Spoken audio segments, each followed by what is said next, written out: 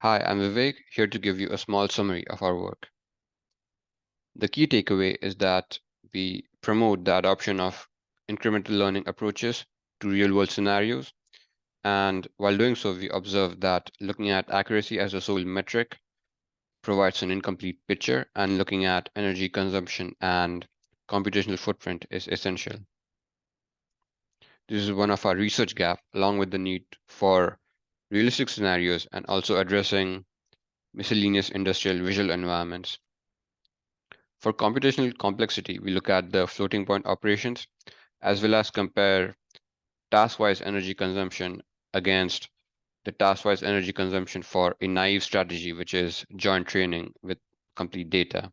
Similarly, we also extend incremental accuracy to area under the curve for comparing incremental learning and joint training approaches.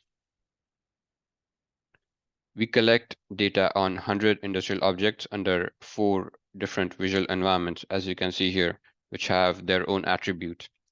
It's the Envar 100 dataset, which is available to everyone. These are the 100 objects in the dataset, and we also include metadata along with superclasses, lengths, weights, and descriptors. As you can see, some objects tend to be quite similar in nature, which tends to add more complexity during incremental training. This is a summary of our approach. The data is application specific. We test real-world scenarios, and we also look at task-wise computational footprint with regards to time consumption, energy, and floating point operations. And we interpret the contextual performance and also look at old and new class performance. For example, as you can see in one of the experiments, looking at old and new class data provides a better picture of what method remains rigid and what method remains plastic. When we change the sequences, we observe that there are some sharp fluctuations and a variance in the results, which was not seen during constant increments.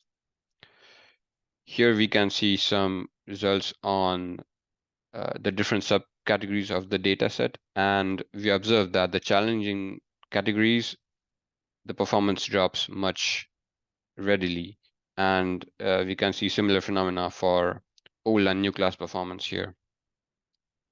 Similarly, as we expect, the energy consumption rises as we increase the memory budget and leads to a significant overhead. In this experiment, we introduce all the data here at this midpoint again, and this is a 6-month study for a long training. And we observe that class incremental learning with joint training update provides some interesting insights with regards to accuracy and computational footprint. We briefly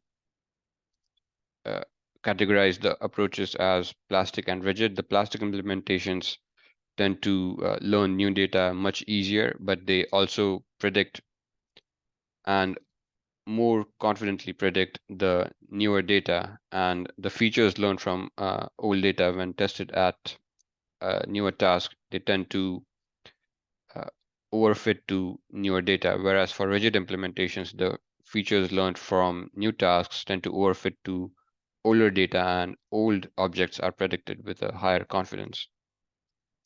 For project implementability, we observe that the optimal configuration of incremental learning tasks, as well as the performance and computational footprint trade-off, largely depends on the data, the incremental learning method, and also the availability.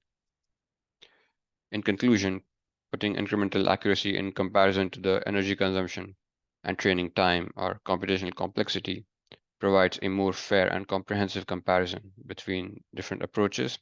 And performance on standard benchmarks doesn't directly translate well to practical use cases. Also, lastly, an emphasis on green AI is essential for sustainable broad-scale adoption of incremental learning in real-world scenarios. Here are some more resources. Thank you.